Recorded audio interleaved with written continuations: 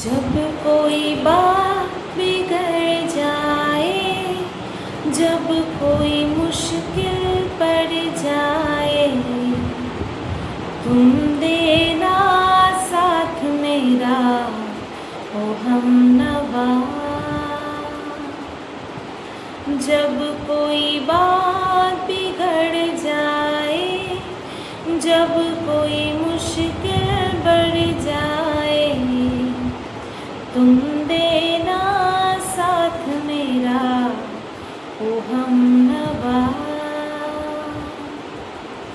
न कोई है न कोई था जिंदगी में तुम्हारे सिवा, तुम देना साथ मेरा ओ हमनवा। হ্যালো বন্ধুরা, কেমন আছো সবাই? আশা করছি তোমরা সবাই ভালো আছো আর আমিও ভালো আছি। এখন পুরোপুরি ভালো আছি। এখন ঘাড়ের যন্ত্রণাটা একেবারেই নেই। আর বাদ বাকিটা তোমরা ব্লগ ভিডিওতে আপডেট পেয়ে যাবে, ঠিক আছে? গতকালকে যেহেতু ব্লগ ভিডিও করিনি, তার জন্য কন্ট্রোভার্সি চ্যানেলের ভিডিওর মাধ্যমে আমি তোমাদেরকে আমার শারীরিক কন্ডিশনের আপডেট দিয়েছি যে কেন আমি ব্লগ ভিডিও করতে পারছি না বা পারিনি। তো যাই হোক, এটাই বলে রাখলাম যে তোমরা অনেকে অনেক রকমের ওটাকে বলে রেমিডির কথা আমাকে বলেছো। কেউ গরম শেক দিতে বলেছো, কেউ বরফ শেক দিতে বলেছো। এক একজনের ক্ষেত্রে হয়তো এক একটা জিনিস কাজ করে। আমার যখন পিঠে মাসেল স্প্যাজম হয়েছিল তখন আমি আরাম পাওয়ার জন্য গরম শেক দিয়েছিলাম। পরের দিন, সেই দিন রাত্রেবেলা পুরো ঘুমাতে পারিনি, কেঁদে কেঁদে কাটিয়েছি। পরের দিন সকালবেলা উঠে এমন অবস্থা, আমি ডাক্তারের কাছে যাব চুল পর্যন্ত আঁচড়াতে পারছি না। তারপরে সেই ফার্মেসি থেকে এমন কান্না করেছি, সবার ফার্স্টে সেকেন্ডে আমাকে ঢুকিয়ে দিয়েছে, ঠিক আছে? এত কষ্ট পাচ্ছিলাম আমি ওই রকম দিন আমি কখনো দেখিনি। এত ক্রিটিক্যাল সিচুয়েশনের মধ্যে দিয়ে গেছি, কিন্তু ওইভাবে মানুষের সামনে টপ টপ করে চোখের জল ফেলা সেটা কখনো হয়নি। তো এবার আমাকে এক দিদিভাই ফোন করেছিল, এমনি ফোন করেছিল যে কি ব্যাপার, কি হেনা তেনা। তারপরে আমি এরকম বললাম আমার শরীর খুব খারাপ, তখন আমাকে বলেছিল বরফ শেক দিতে।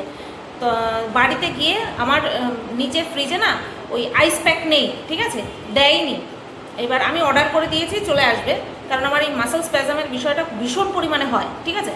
তো তার জন্য আমি অর্ডার দিয়ে দিয়েছি। একটা ওপরে আছে, কিন্তু ওপরেরটা কী বলতো পুরো প্লাস্টিকের, ওটাকে দিয়ে কোনো কিছুর সাথে চেপে বসে থাকতে হবে। কিন্তু আমি যেটা অর্ডার করছি সেটা হচ্ছে জেলি টাইপের, জেলি আইস প্যাক। সেটা হচ্ছে এরকম দিয়ে ফেলে রাখতে পারো, বুঝতে পারলাম? তো আমি কি করেছি, নিচে যে আইস ট্রেটা ছিল সেই আইস ট্রেটা খুলে দিয়ে রেখেছি। কিছুটা আমি বুঝতে পেরেছি যে হ্যাঁ কিছু একটা আমি মানে একটু হয়তো আরাম পাচ্ছি।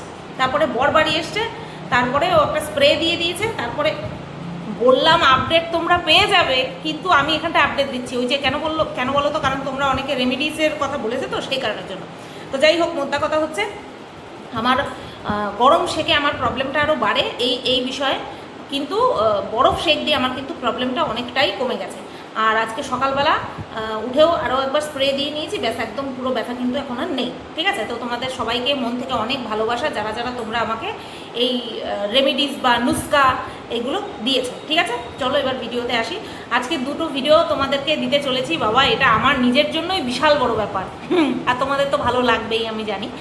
তো এখনই যে ভিডিওটা করব সেটা হচ্ছে মারুকে নিয়ে আমি ভিডিও করি না। ইভেন আমি বিড়িমাসি ছাড়া আর কাউকে নিয়ে ভিডিও করি না, সেটা তোমরা সবাই জানো।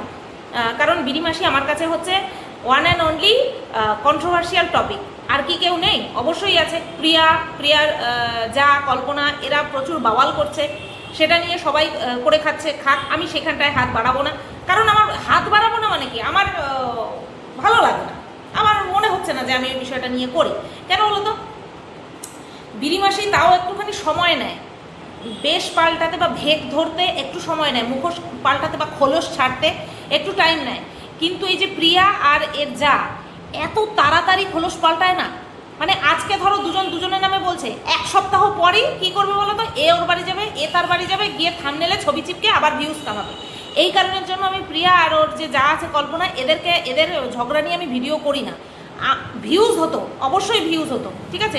বিষয়টা নিয়ে সবাই ভিডিও করছে, ভালো ভিউজ পাচ্ছে, কিন্তু আমি সেই বিষয়টার মধ্যে নিজেকে ইনভলভই করতে পারবো না, যেটা আমার মনে হচ্ছে শুধুমাত্র ভিউজের জন্য করছে, ঠিক আছে? শুধুমাত্র ভিউজের জন্য করছে, ওটা নিয়ে আমি মানে এনার্জিই পাবো না, আমার ইন্টারেস্টই জাগে না। সেই কারণের জন্য কিন্তু আমি করি না। আমার কমেন্ট বক্সেও এসছে যে প্রিয়ার কল্পনাকে নিয়ে ভিডিও করো, আমার একদমই ইন্টারেস্ট জাগেনি, ঠিক আছে?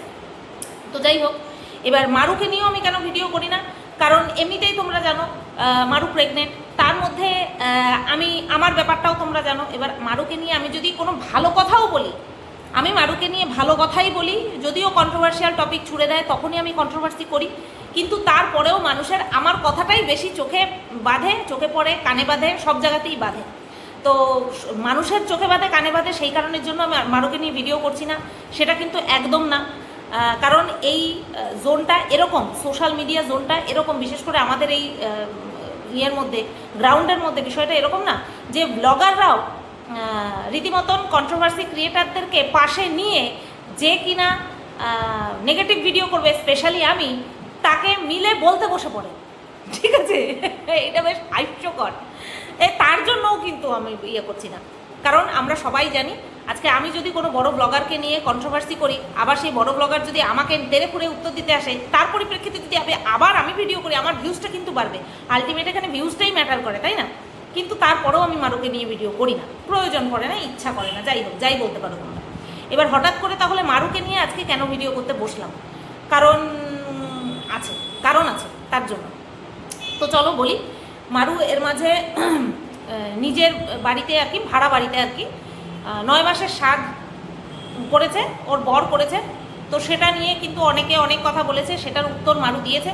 সেটা হচ্ছে বাপের বাড়ির কেউ কেন আসলো না, শ্বশুর বাড়ির কেউ কেন আসলো না। তো সেটা নিয়ে মারু বলেছে আমি এই পরিস্থিতিতে এত কিছু করে উঠতে পারতাম না, যেটা কিনা ভীষণ হাস্যকর যুক্তি দেখিয়েছে। কারণ যে 8 মাস 9 মাসের গর্ভবতী, সে কি সামলাবে? আর কি কারোর হয় না? 9 মাসে স্বাদ, 7 মাসে স্বাদ, শ্বশুর বাড়িতে স্বাদ, বাপের বাড়িতে স্বাদ, কি হয় না? হয়তো হ্যাঁ, মারুর ক্ষেত্রে বিষয়টা এক্সেপশনাল। কেন? কারণ ও যেহেতু মুসলিম কমিউনিটি থেকে বিলং করে, ওর হচ্ছে তোমার ব্যাকগ্রাউন্ড বা জন্ম দিক থেকে যেহেতু মুসলিম, সেই কারণে ওদের মধ্যে ওইভাবে প্রপার আমাদের হিন্দুদের মধ্যে যেভাবে স্বাদ ভক্ষণ আছে, ওদের মধ্যে সেরকমটা নেই। বাট ওই মায়ের সামনে, মানে গর্ভবতী মহিলার সামনে সাজিয়ে দেওয়া হয়, ঠিক আছে? তো এবার ওর বর হচ্ছে স্বাদ করিয়েছে, আমি ওই ভিডিওটা দেখিনি, বাট ওই ভিডিও সংক্রান্ত ও একটা ভিডিও করেছিল যে উত্তর দিতে বসেছিল, সেই ভিডিওটা দেখেছি, ঠিক আছে? এবার ও যেই যুক্তিগুলো দিয়েছে যে একা হাতেও পারতো না, প্রথম কথা ওকে কেউ করতেই দিত না। ওর এখানে উচিত ছিল, হ্যাঁ, ল্যান্ডা প্যান্ডা অর্থাৎ ওর যে ভাসুরের ছেলে মেয়ে আছে, আমি তাদেরকে ল্যান্ডা প্যান্ডা বলছি। এই ল্যান্ডা প্যান্ডা শব্দ কিন্তু কেউ খারাপ অর্থে ধরো না, যে শুধুমাত্র তুমি কীভাবে বললে ল্যান্ডা প্যান্ডা। আমরা কিন্তু ছোটোদেরকে এরকম চলতি কথায় ল্যান্ডা প্যান্ডা বলি। আশা করছি তোমরা অনেকেই বলো বা অনেকেই শুনেছো এই ভাষাটা, তো আমি কিন্তু কাউকে খারাপ অর্থে বলিনি। আচ্ছা, এই বাচ্চা কাচ্চাদের বা ল্যান্ডা প্যান্ডাদের না এনে বড়রা তো আসতেই পারতো, যেরকম কিনা মারুর শাশুড়ি আসতে পারতো, মারুর মা আসতে পারতো, তাই না? আশীর্বাদের সঙ্গে তো আর কোনো হিন্দু মুসলিম এই ধর্ম তো আর যুক্ত হয়ে থাকে না, তাই নয় কি? তো আনতেই পারতো, কিন্তু না, চেয়েই ছিল একটুখানি এক্সেপশনাল করতে। আরও ভালো মতনই জানে এরকম একটা এক্সেপশনাল 9 মাসের স্বাদ বর যদি মানে সব কিছু অ্যারেঞ্জমেন্ট করে, তো সেটা একটুখানি আর কি ওটাকে কি বলে, কন্ট্রোভার্সিয়াল বিষয় হয়ে যাবে, আর সেটা নিয়ে মানুষে বলবে, আর সেটা নিয়েও আবার একটা ভিডিও করবে। দেখো, স্বাদ আমরা এতদিন ধরে দেখে এসেছি একজন এও স্ত্রী যার কিনা বাচ্চা কাচ্চা আছে, এরকমভাবেই করা হয়। আমি এটাও দেখেছি যে এই সমস্ত মহিলার প্রথম বাচ্চাই জন্মগ্রহণ করেছে এবং সুস্থ স্বাভাবিক আছে, তাকে দিয়েই স্বাদের রান্না রাঁধানো হয়, ঠিক আছে? সে 7 মাসের বলো বা 9 মাসের বলো।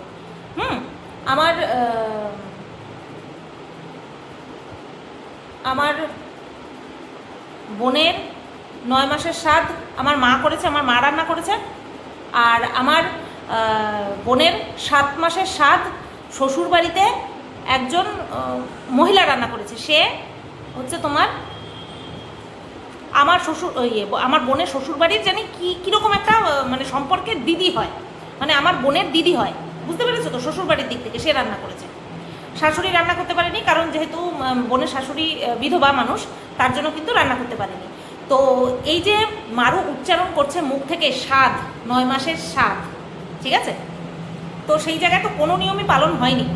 একটা পুরুষ মানুষ স্বাদের রান্না রাঁধতে পারে কিনা আমার জানা নেই, যেটা কিনা স্বাদের নিয়ম, সেই নিয়মের রান্না একটা পুরুষ মানুষ রাঁধতে পারে কিনা আমার জানা নেই। তো এখানটায় মারু যেহেতু বলেছে 9 মাসের স্বাদ দিয়েছে, তো সেখানটায় সবাই প্রশংসা করেছে। যদি নিয়ম রক্ষার কথা বলতে যাও, তাহলে আমি এই জিনিসটা এরকমটা প্রথম দেখলাম যে কোনো স্বামী তার স্ত্রীকে স্বাদ খাইয়েছে, এরকমটা হতেও পারে। আবার বলে রাখছি, কোট অ্যান্ড কোট, এরকমটা থাকতেও পারে নিয়ম, আমার জানা নেই, কিন্তু আমি আজ পর্যন্ত দেখিনি যে কোনো পুরুষ মানুষ বা সে তার স্বামী হোক বা সে অন্য কেউ হোক রেধে তার বউকে স্বাদ ভক্ষণ করাচ্ছে। হ্যাঁ, হতেই পারে যে বউকে রান্না করে স্বাদের মতন খাওয়ার দিচ্ছে, কিন্তু সেটা স্বাদ নয়, ঠিক আছে? তো নিজের মাকে আনতেই পারতো, যেখানে ওর ওই যে কি যেন বলে গজা আসে, ওর মা আসতে পারতো, ওর কাকি আসতে পারতো, ওর শাশুড়ি আসতে পারতো, ওর জায়ের কাছে ওর ছেলে মেয়ে দুটো থাকতো, বা সেটা নিয়েই আসতো, কি অসুবিধা? আবার যাওয়ার শেষে ওরাই সব কিছু পরিষ্কার পরিচ্ছন্ন করে দিয়ে যেত, যাতে করে মারুকে কোনো রকম কোনো কাজবাজ বা কোনো স্ট্রেস নিতে না হয়। তো দেখেছো তো, মারুকে নিয়ে ভিডিও করতে চাইলেও অনায়াসে আমি করতে পারি, কোনো অসুবিধা নেই, একদম যুক্তি দিয়ে পাই টু পাই দিয়ে একটা ভিডিও করে নিতে পারি, কিন্তু আমার ইচ্ছে করে না। যেহেতু আজকে এই ভিডিওটা করব মারুকে নিয়ে, তার জন্যই এই বিষয়টা আমি জাস্ট ইনক্লুড করে দিলাম যে হ্যাঁ, দেখি সবই করতে পারি, ভিডিও টপিক আছে, কিন্তু আমি করি না। আচ্ছা, তারপরে গতকালকের ভিডিওতে দেখলাম ও বাচ্চার জন্য জামা কাপড় আনতে গেছে, সেটা আমি দেখিনি। তার আগের দিনের যে ভিডিওটা সেটা আমি দেখেছি।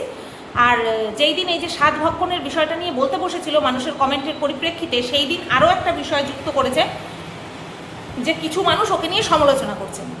এবার সেই বিষয়টা নিয়ে গত পরশু দিনের ভিডিওতেও মারু বেশ কিছু কথা বলেছে, সেটা নিয়ে আমার কিছু বলার আছে। প্রথম কথা হচ্ছে, মারু সোশ্যাল মিডিয়াতে এরকম বহুবার করেছে, আজকে একদিন নয় দুদিন নয়, গোবরডাঙ্গা থাকাকালীন সময় থেকে এরকম বহুবার কমিউনিটি পোস্ট দিয়েছে, ভিডিওতে বলেছে যে আমি আমার পার্সোনাল লাইফ নিয়ে এতটাই জর্জরিত, এতটাই আমার জীবনে অশান্তি চলছে, আমাকে সুখে থাকতে দেখতে পারছে না, আমার বিবাহিত জীবন তছনছ করে দেওয়ার চেষ্টা করছে, ব্লা ব্লা ব্লা ব্লা ব্লা, প্রচুর বার বলেছে। কখনো কমিউনিটি পোস্টের মাধ্যমে বলেছে, কখনো ভিডিওর মাধ্যমে বলেছে, ঠিক আছে? আবার বলেছে এটা কিন্তু ইউটিউব সংক্রান্ত কোনো কিছু নয়, বা ইউটিউব সংক্রান্ত আমি কাউকে কিছু বলছি না, এরকমটা কিন্তু বলেছে, বারবার বলেছে। তারপরে এই বিষয়টা নিয়ে অনেকে কন্ট্রোভার্সি করেওছে যে তুই যখন বলবি না বা ইউটিউব সংক্রান্ত কোনো বিষয় যখন নয়, তাহলে তুই কমিউনিটি পোস্টের মাধ্যমে সোশ্যাল মিডিয়াতে কেন ছড়াচ্ছিস বিষয়টা, বা ভিডিওর মাধ্যমে কেন সবার কাছে বিষয়টাকে তুলে ধরছিস, যখন তুই বলতেই পারবি না, বা ইউটিউব সংক্রান্ত যখন নয়। কারণ ও শুধু বলছে আমি আমার সমস্যা সংক্রান্ত নিয়ে, পার্সোনাল সমস্যা নিয়ে জর্জরিত রয়েছি, কিন্তু সেটা বলতে পারবো না। তাহলে তুই যখন বলতেই পারবি না, তাহলে উছলাচ্ছিস কেন? এরকম বিষয় নিয়ে প্রচুরবার বলাবলি হয়েছে, ঠিক আছে? এখনও কিন্তু সেই জিনিসটা কন্টিনিউ রেখেছে। এখনও বলছে যে অনেকেই আমার ভালো দেখতে পাচ্ছে না, হ্যাঁ, অনেকেই আমার ভিডিও দেখছে আর কুটকাচালি করছে, সমালোচনা করছে, ঠিক আছে? আবার এটাও সাথে সাথে বলছে যে এই প্রত্যেকটা বলা কথা কিন্তু একটাও কিন্তু ইউটিউব সংক্রান্ত নয়, আমার নিজের কিছু মানুষ আছে যারা কিনা আমার ভালো সহ্য করতে পারছে না, আমি ভালোভাবে আছি, ভালোভাবে আমি স্বামীর সাথে সংসার করছি, সেটা সহ্য করতে পারছে না, এই সমস্ত কথা আর কি বলছে, ঠিক আছে? আবার সাথে এটাও বলছে যে আমার তাতে কিছুই যায় আসে না, আমাকে যতই অশান্তিতে রাখার চেষ্টা করুক, যতই আমার ক্ষতি চাক না কেন, আমি ভালো আছি, ভালো থাকবো। আমার কথা হচ্ছে, ইউটিউব সংক্রান্ত যখন বিষয় নয়, তখন ইউটিউবে এসে কেন বলে মারু? কারণ মারু ভালো মতন জানে যে যারা ওর মানে শান্তিপূর্ণ সংসার জীবন দেখতে পারছে না, ঠিক আছে, হিংসে করছে বা যাই করছে, যেটা কিনা মারু বলছে, সে তাদের কাছে যেন কথাগুলো ওর পৌঁছে যায়, ঠিক আছে? তারা তাদের কাছে যেন বিষয়টা পৌঁছে যায়, ওর এই কাটা কাটা কথাগুলো তাদের গায়ে যেন লাগে এবং কেটে কেটে যায়, বুঝতে পেরেছো?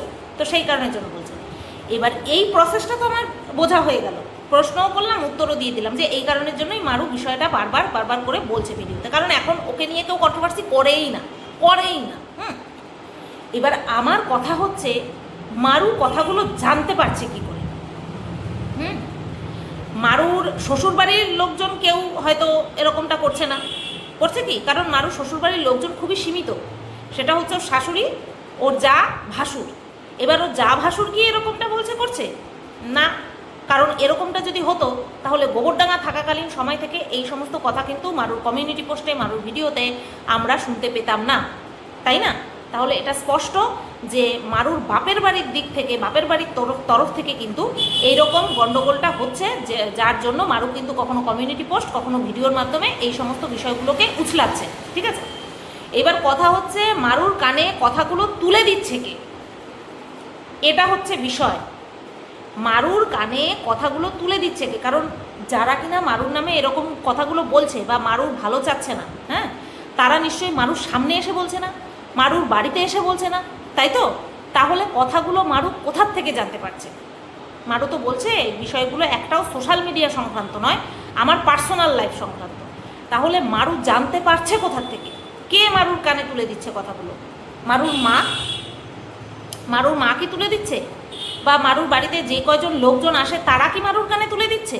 তাহলে এরকমটা যদি হয়ে থাকে, কারণ মারুর কানে তুলে না দিলে মারুর পক্ষে জানা সম্ভব নয়, তারা যদি তুলে না দিয়ে থাকে তাহলে মারুর পক্ষে জানা সম্ভব নয়। আর এরকমটা যদি মারুর আশেপাশের লোকজন বা বাপের বাড়ির এলাকার লোকজন বা খোদ মারুর মা বাবা যদি এরকমটা করে থাকে, তাহলে বলবো মেন যদি কেউ কারোর ক্ষতি চেয়ে থাকে বা মারুর কেউ যদি ক্ষতি চেয়ে থাকে, সেটা হচ্ছে তারা যারা কিনা মারুর কানে এই কথাগুলো তুলে দিচ্ছে, তাই না?